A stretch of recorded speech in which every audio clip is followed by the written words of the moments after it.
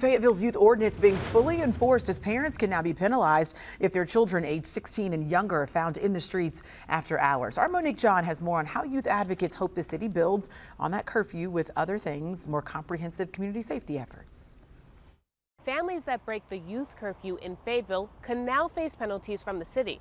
Tony here, the director of the new Way Too Real Community Center aimed at uplifting young people, says he supports the measure. When we're talking about the hours of 11 p.m.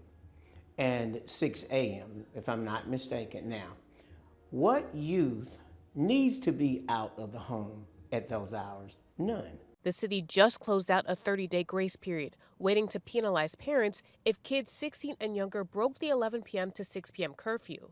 Until now. The police have undergone several trainings to make sure that they understand the ordinance, and the grace period, if you will, has expired, but we'll continue to still engage and inform and educate people to make sure that they understand what the ordinance states and if there's any exceptions that apply to them. I'm part way to satisfaction. Austin Kinlaw of Roots Mentoring says their team has additional ideas for the city on how to make young people feel safer.